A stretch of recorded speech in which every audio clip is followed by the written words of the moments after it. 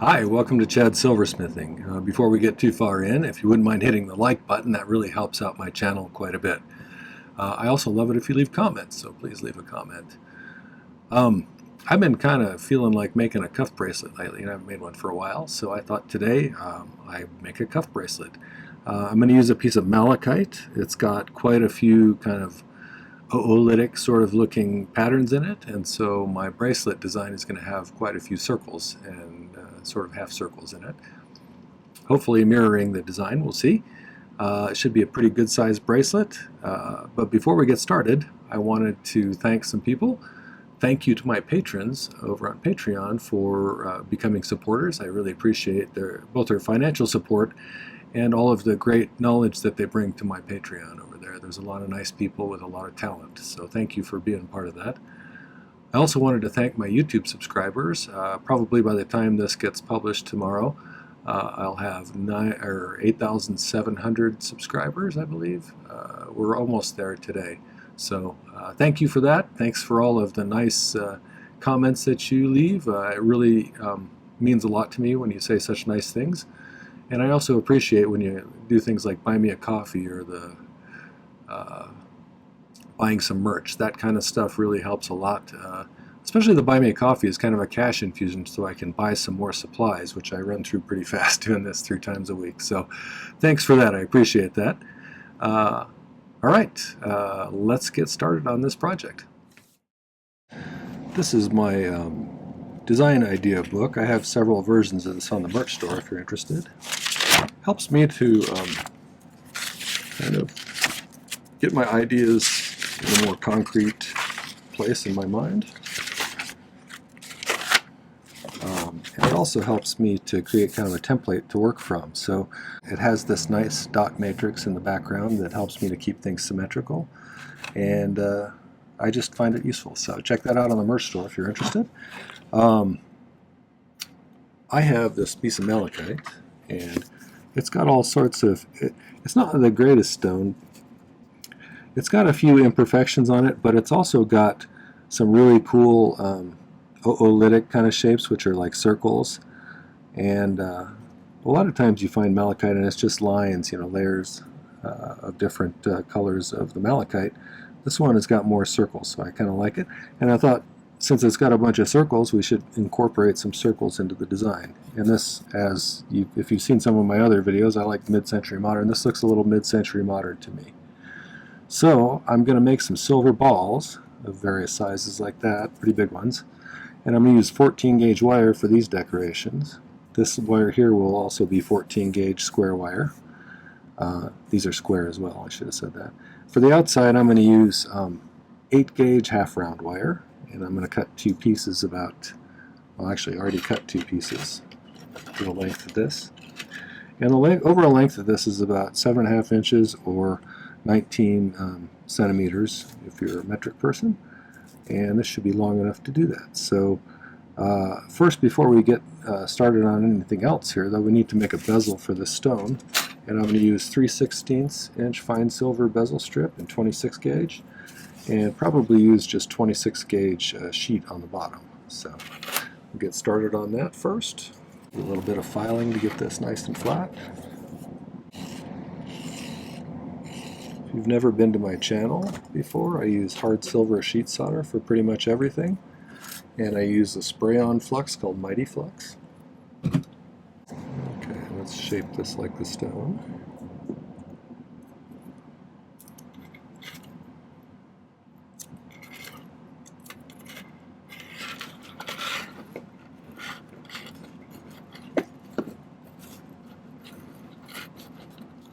I feel like this is going to be maybe an intermediate level project.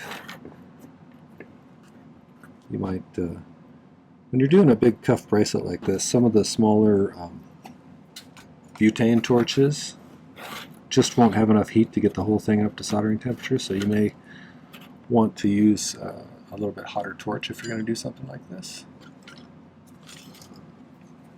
My torch is a Silversmith acetylene air torch. I use a #1 tip on it. It works great for even pretty big cuff bracelets, so produces quite a bit of heat. A lot of people ask about these. These are Fisker's craft shears. Available at just about any craft store, I think.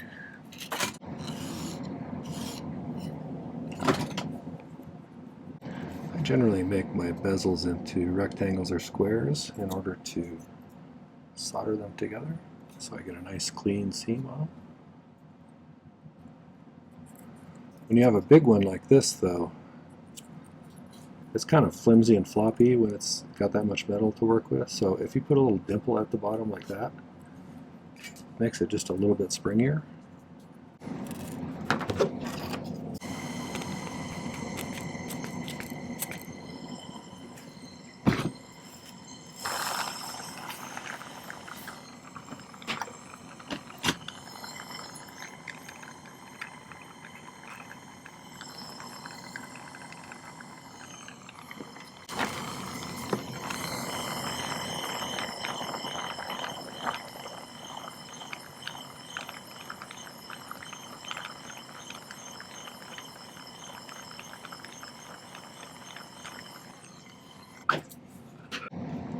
Just do a little reshaping.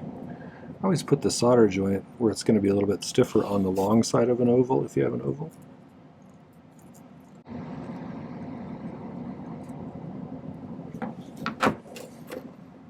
I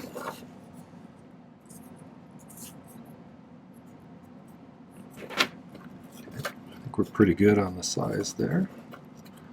Let's find a piece of 26 gauge.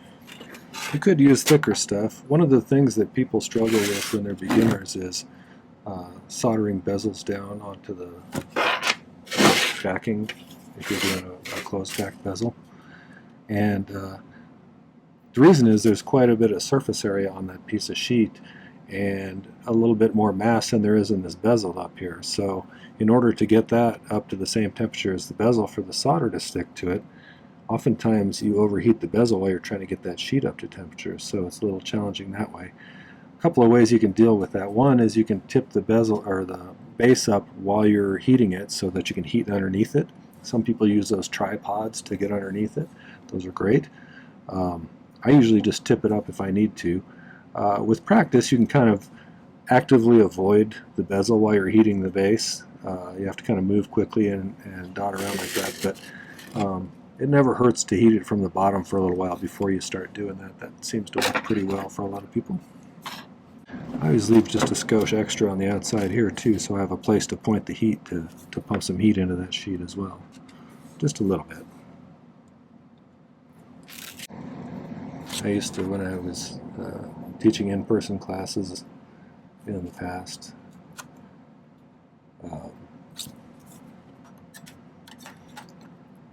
I'd tell someone to cut a back for their bezel off the piece, the big piece of sheet like this. And for some reason, people decide to take the piece right out of the middle here. So they cut in here, bend it up, and then cut it off. That always cracked me up.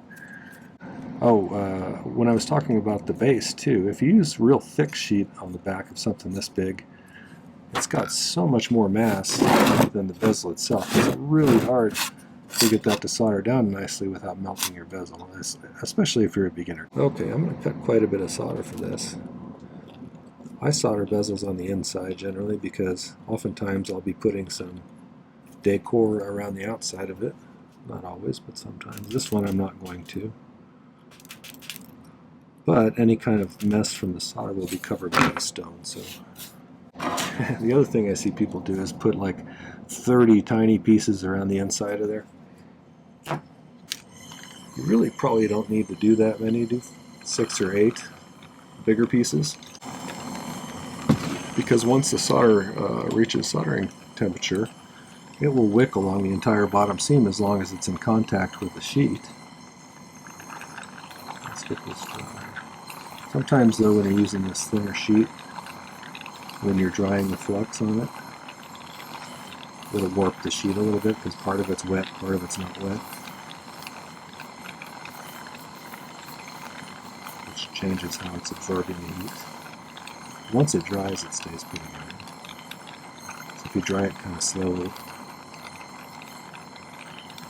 avoid too much warping. Let's toss some in here.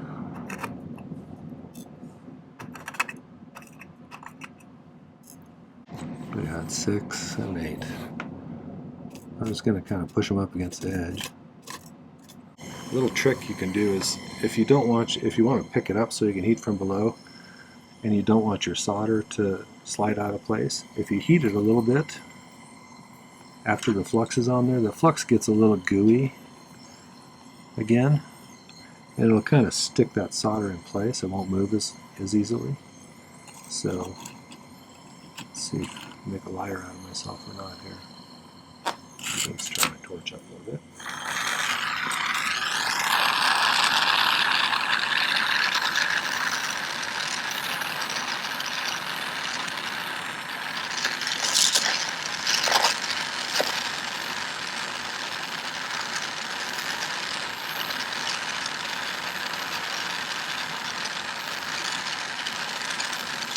Until that solder to start to liquefy there, and then I'll start hitting the outside and the inside, kind of avoiding the bezel. I might even give it a little tap here to make sure there's got some contact all the way around.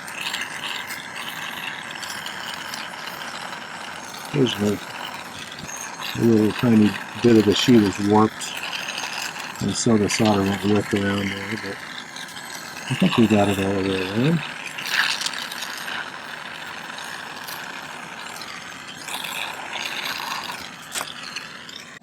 You saw that didn't take terribly long to get up to temperature. If something is taking more than, say, 30 or 40 seconds to reach the soldering temperature, you probably want to turn your torch up a little bit, because you're just going to sit there and oxidize it, and it will make it harder to get the solder to flow. So I'm just going to check my seam to make sure I don't have any obvious gaps. Nobody wants an embarrassing gap on their bezel.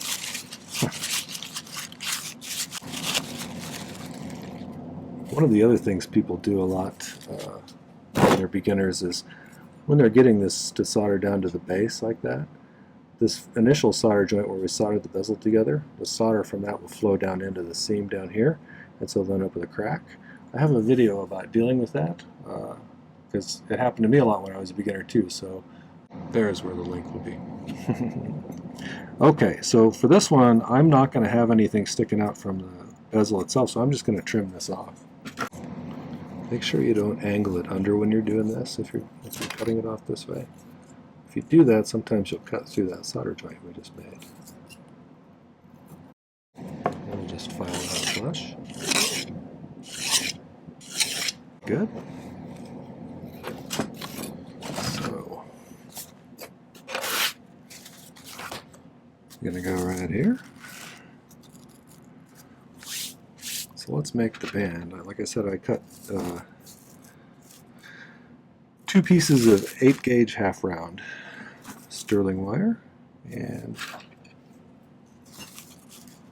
tried to straighten them out pretty well. You want to make sure they don't have too much of a twist in them from being coiled up or anything. So I got them about the right length. We need to find the center point.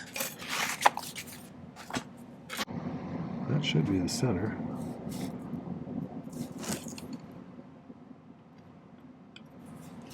Easy way to tell if you mark them both, if you flip it around. See how close the ends line up. Pretty close. Good enough for what we're doing. So I need to make that center bend like this, and like that, and then I want these to come together at the end. I debated about whether I wanted to actually curve the ends. I think what I'll do is I'll bring them together and then file them round. I think that'll be easier to do probably. But one other thing we're going to need is I'm going to take a piece of 14-gauge square and run it right down the middle here too. So we'll have that in the center. I think first let's bend the center point and then we'll go from there and see what we need to do. So if you want, sometimes, hopefully you can see this, if you hold it right on the edge of a sharp table, you get a pretty nice bend just like that, and it keeps it pretty flat. Do the same thing on this one.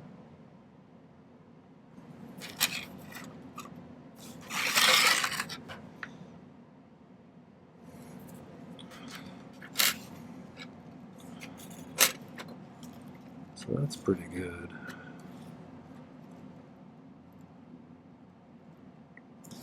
Maybe slightly more. There's a couple of general types of cuff bracelets of this sort. This one I'm going to be mounting the bezel in between the two outside band wires, and sometimes if you have a slightly different design or you have some stuff around the bezel that's decorative, you can mount it on top of the wires too, and it'll have a slightly different look. But for this one I'm going to be mounting it between the wires. Alright, so I think in order to have these come together nice, I'm going to file the inside just a little bit like this.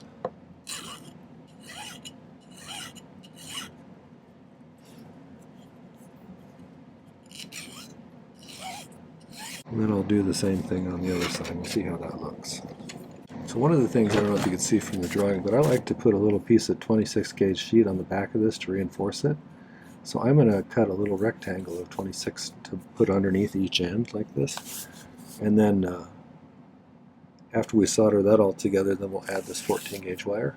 I'm actually going to cut that in the middle, and later on we'll solder it to the side of the bezel. But because when we go to bend this round, if this was already attached to the bezel, it would really kind of distort the bezel because it's putting this weird pressure on it on the base of the bezel. So I'm going to actually bend this and then solder it to the side of the bezel after we're almost done. So that'll be towards the later part of the piece. When I get this on the pad, I'll kind of measure to make sure we're pretty similar as far as how far in it goes. Before I do that, I'm going to double check to make sure we're laying pretty flat. And I'm really going to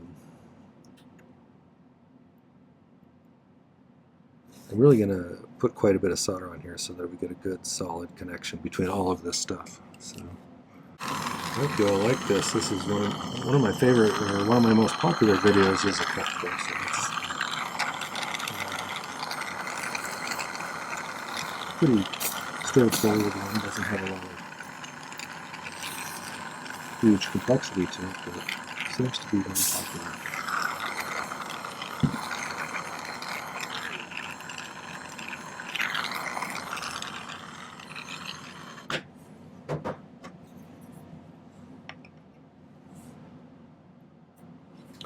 Put one on there, put one on the side over here, put one on this side over here. Side, that should be enough.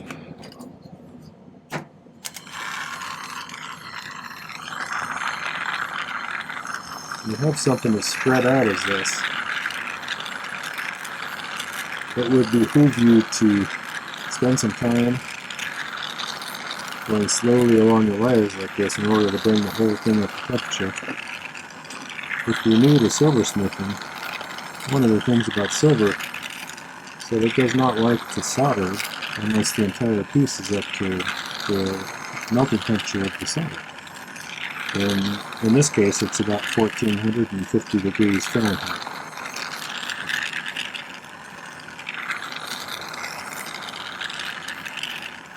I should memorize what the Celsius amount is for that too, but I don't off the top of my head.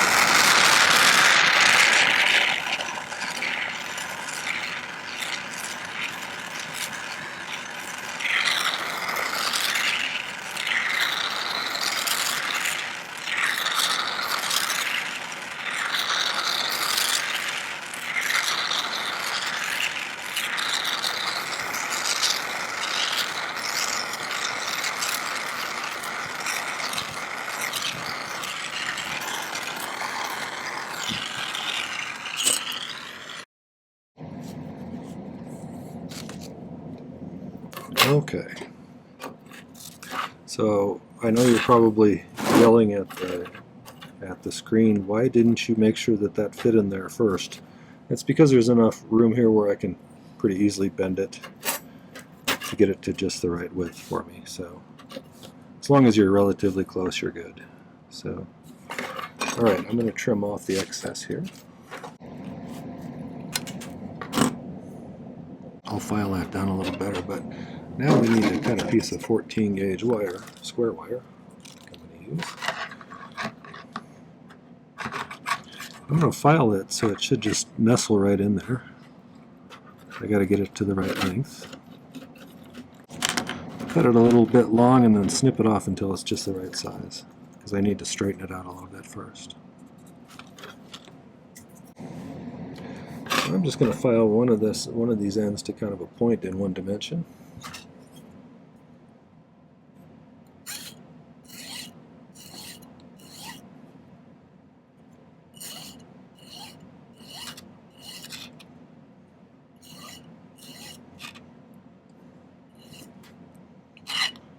Suppose you could use a miter vise jig if you're so inclined.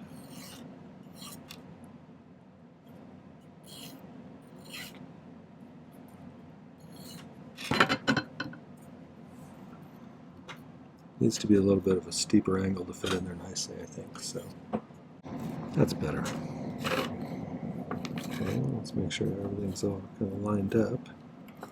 We can get a more precise measurement now.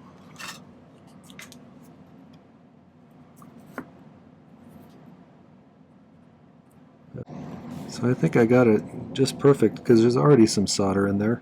So I should, if I flux it and then I heat the whole thing up and push, do a little downward pressure, it should just sink down and solder right to it. I can always throw a little extra on top if I need to. But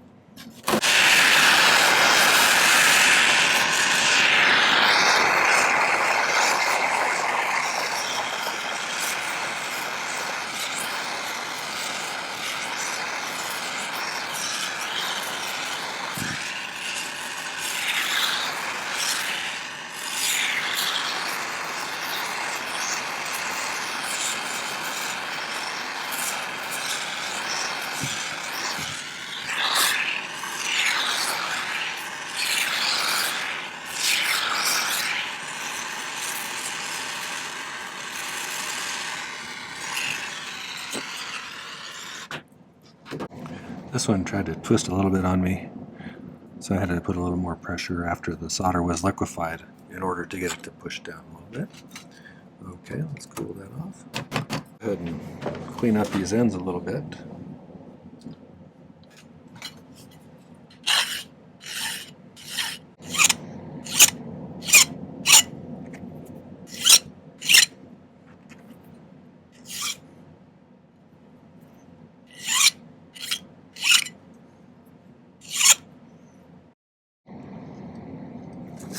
Like about right there. I'm going to cut this here.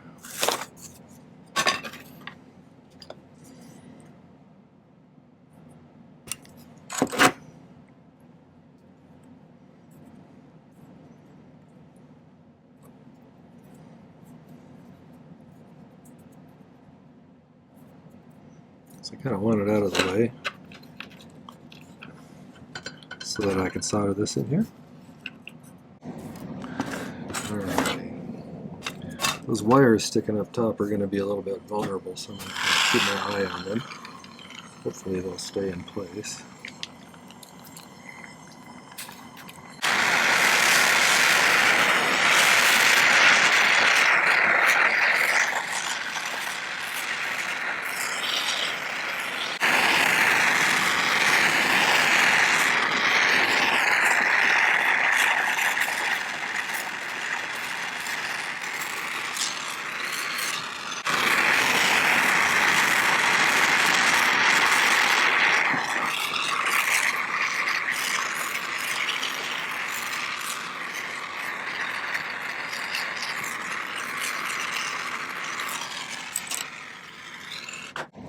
Okay.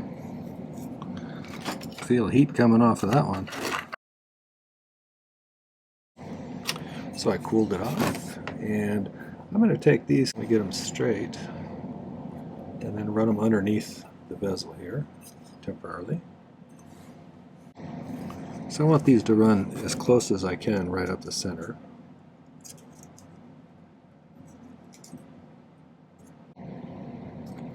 That's pretty close right there.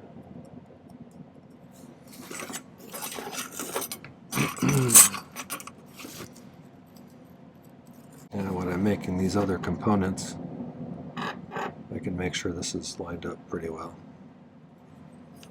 because it's not really attached to anything on this side anyway.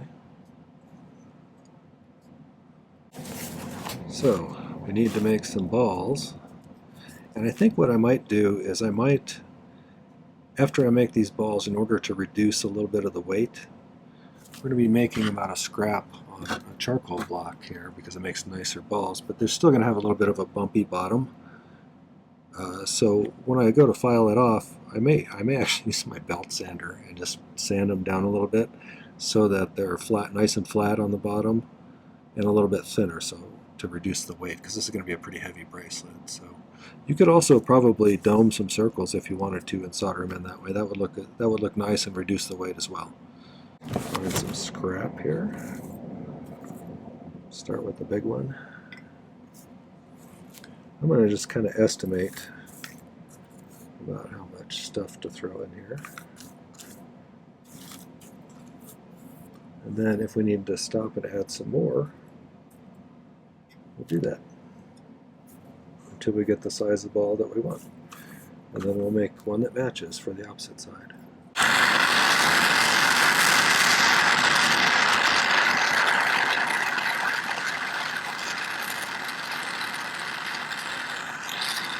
That's pretty close, but we need a little bit more, I think.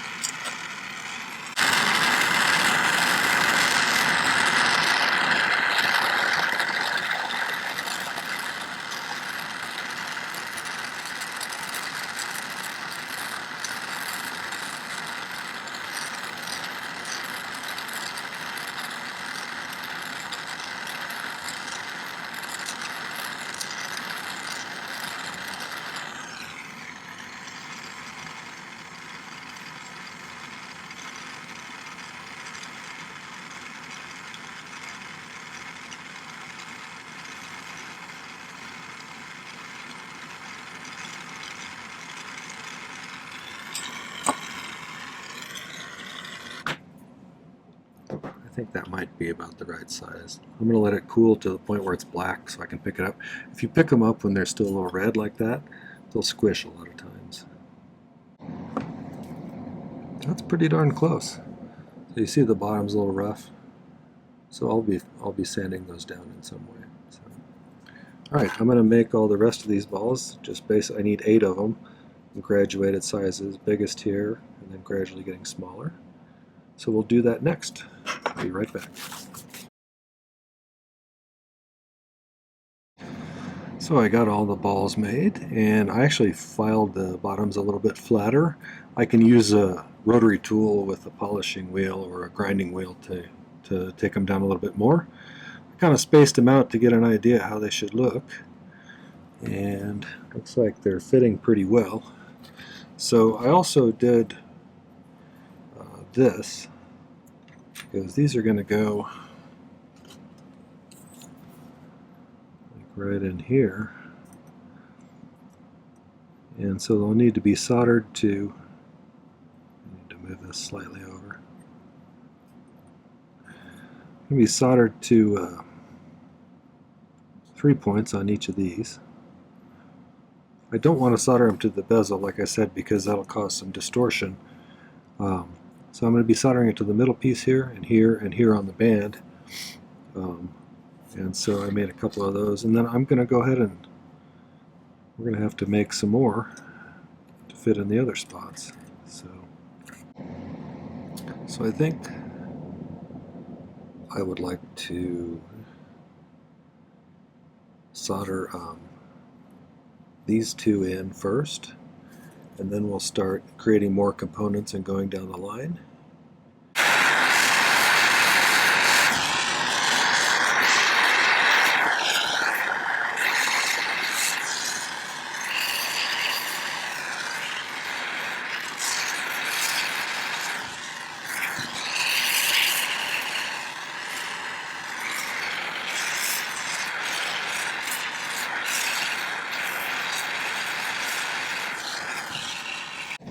That's one.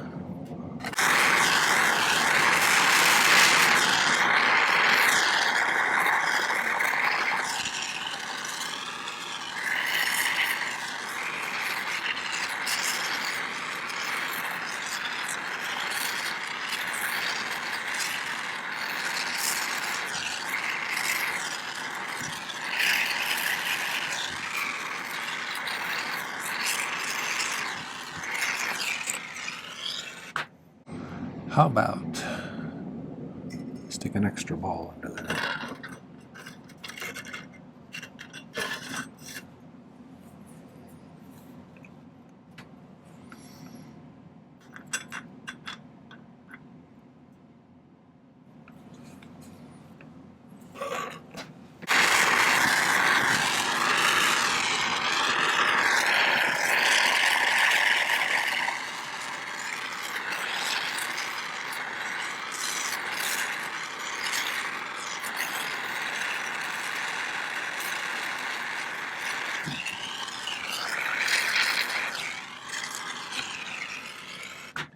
One of the challenges you'll run into, which I was running into, is that these balls are pretty massive, and so it takes a lot of heat to get those up to temperature.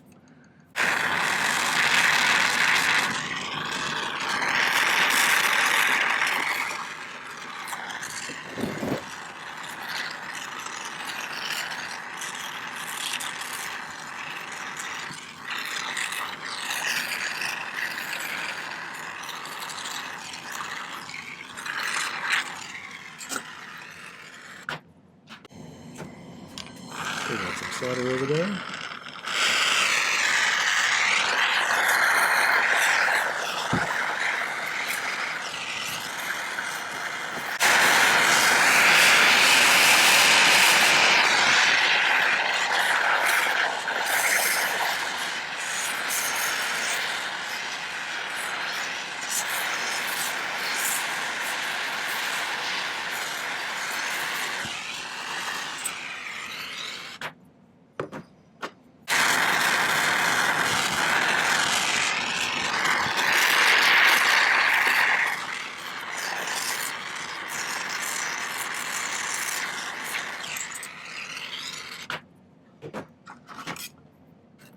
It's always amazing when it looks all kind of crummy at this stage, how shiny it'll be when it's all done.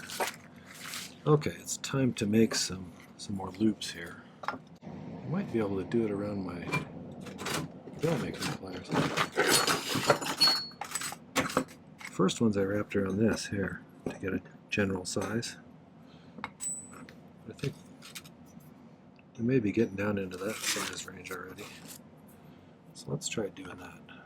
Square wire, it always tries to twist on you when you bend it. I don't remember if I said that or not, but it really does.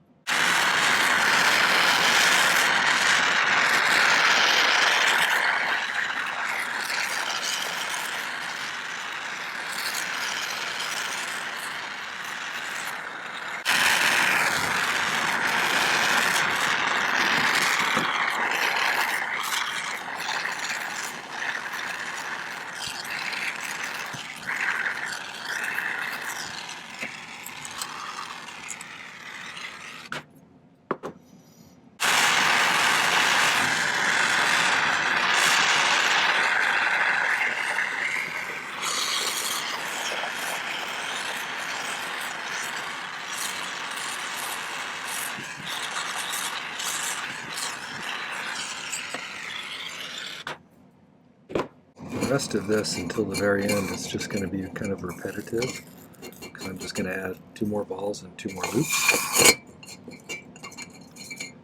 and you know, gradually decreasing size, and it's not going to be any different than that. So when I'm done with that, then there's one last thing we need to do, which will be to partially bend it so that I can cut these off to where they will attach to the edge of the bezel.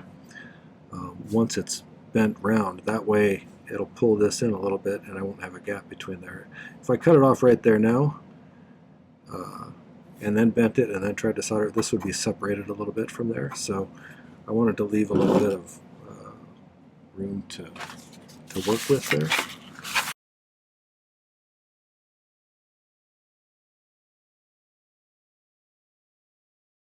Okay, so got everything soldered in there.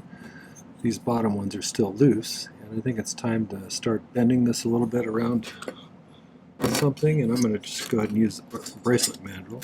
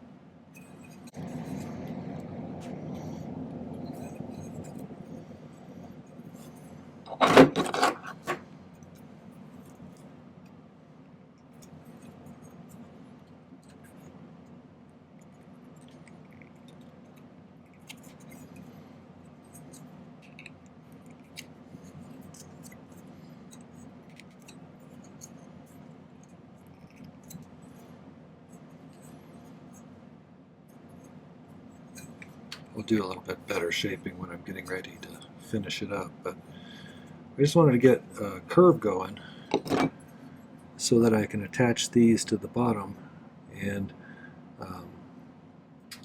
so we're going to try and do that now. So the trick will be trying to get this hot enough to solder those down without dropping anything off. So we've got to get the whole thing almost to the soldering temperature, and then just focus in those spots to bump it up just a few degrees.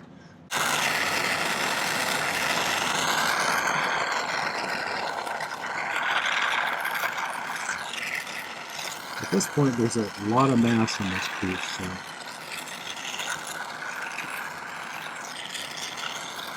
take a little bit of temperature to get this up to the right.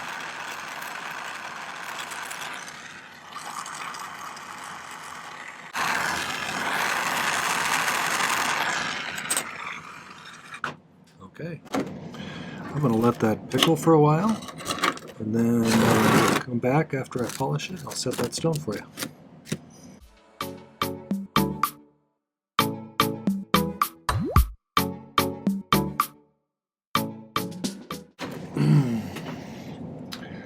Alright, so I got it pretty much polished up. One thing that did happen is one of my solder joints when I was polishing popped right here, and so I'm going to have to take this back apart, at least take the stone out after I set it. But I wanted to have a picture for the thumbnail, and I'm getting tired. I didn't want to redo all that tonight. So I'm going to go ahead and set the stone. I'll pull it out later and I'll fix it. But yeah, one of my solder joints here was a cold solder joint, meaning one part of it didn't quite get hot enough, and the other one did. So the solder just flowed onto one side, and then didn't really stick to the other. So when you put a little pressure on it, it popped. So I put a little bit of tag board in there, which is the backing that I use. A lot of people use sawdust to raise things to the level they need to be. I do something a little unconventional when I set stones. I use the flat side of my chain nose pliers, and I just start pushing it straight in on the side of the bezel. I'm putting down a little downward pressure with my thumb on the stone.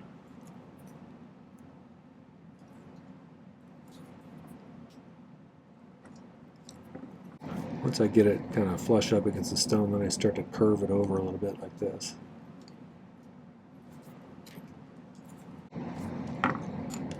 And we'll do the last step, which is burnishing. I'll take the rounded outer part here. Most people use a burnishing tool for this. I do things a little different. I want to be a little careful when I'm doing this stage. This is where I'm putting quite a bit of pressure to burnish this. And with malachite being kind of a soft stone, if I did slip, I would have a tendency to scratch the stone.